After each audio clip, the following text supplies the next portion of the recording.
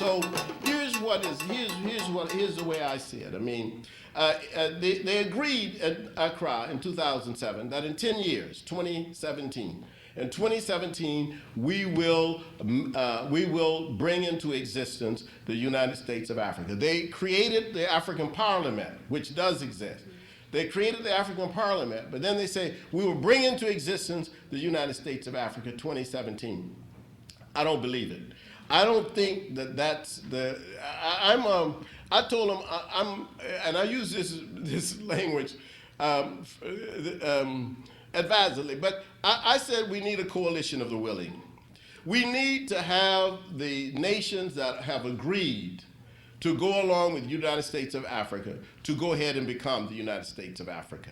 And then let the others come in as they see fit, as they feel like they ought to come in. There are 20 nations that have already agreed to be in the United States of Africa. And of course, these include nations like Libya, Senegal, Cote d'Ivoire, Cameroon, Zimbabwe. These nations have already agreed. They're ready to go and to form the United States of Africa. Now, the nations that have not, and there are some in the north that have, and some in the north that have not. I mean, for example, Morocco has not.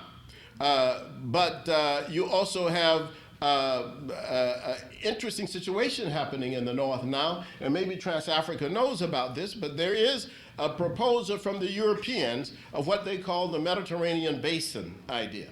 And this Mediterranean Basin idea is to block the idea of the United States of Africa. This idea is to take the nations that surround the Mediterranean and make a particular trade group, an arrangement of those nations, and attach those nations to the European Common Market. So now you have another,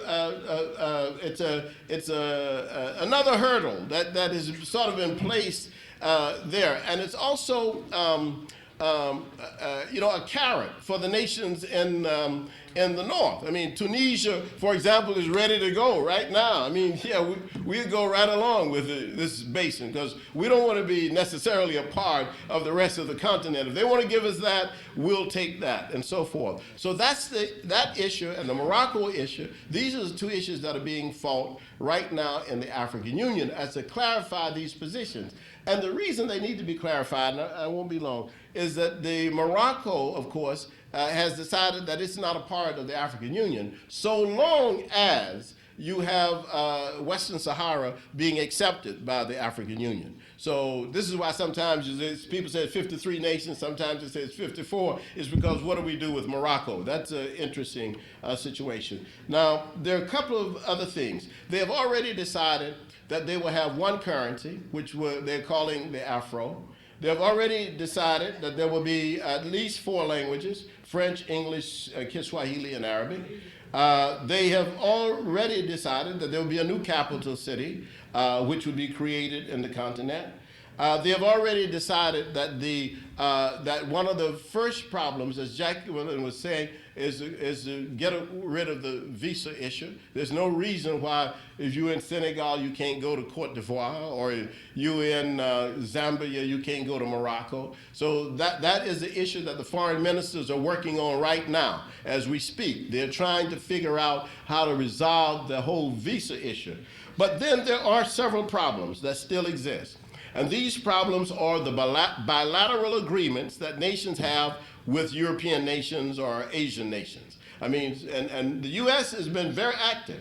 And under Condoleezza Rice, the United States government was quite active in creating military bases in Africa and making deals with countries like Niger, countries whose cotton industry has basically been destroyed by the West because of the tariffs, you see. But nevertheless, saying, if you want some money, we'll give you some money if you give us a base. So you have all these issues that are going on the continent between nations and outside nations with contracts and agreements that are being made. So this is loading on to the idea of the United States of Africa, these burdens, so that once you have the idea of the United States of Africa, what do you do with the agreement that Angola has with Portugal? How are you going, do you honor that or do you break that? Does a nation have to now honor all of these individual agreements that they have made with all these foreign powers. That's a big issue, and it's one that they're still trying to work out and figure out what they're going to do. The question of sovereignty, the question of trade, transportation, the issue of whether or not Africa, for example, the Congo, the question of the Congo, the question of Sierra Leone, Liberia. My idea is we can't wait until we solve all the problems of Africa to have a United States of Africa. You will never have it then. This is the position of what I call the regionalists.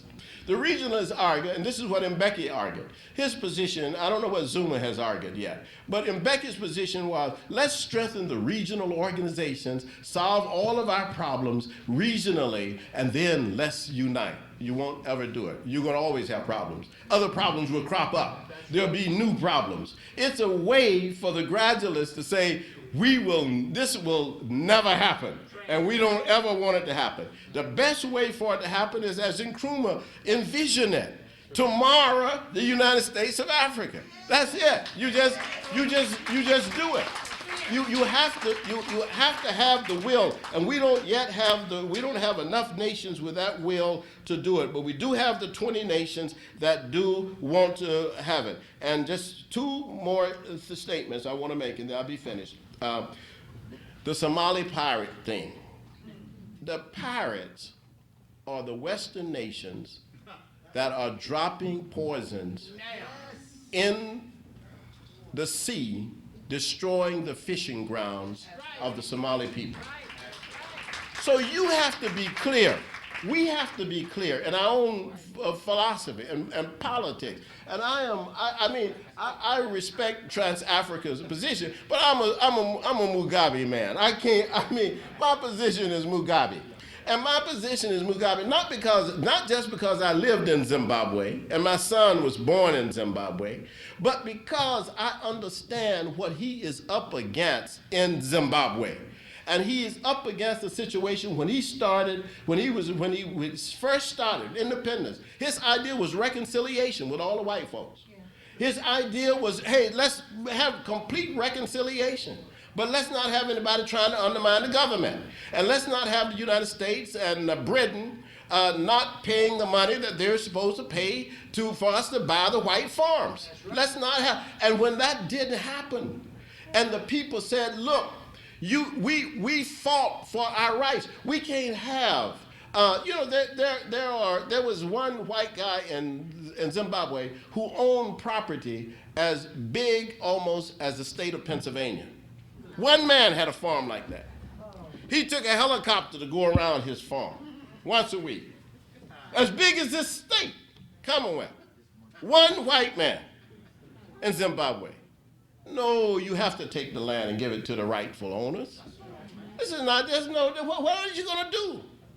How are you going to resolve the situation in the country? People stole the land, took people off of their land, put them on, I'm sorry, but look, there's so much more to say. And let's not get into this question about good governance and human rights and corruption in Africa and all that kind of stuff, because I'm going to tell you, I live in Pennsylvania.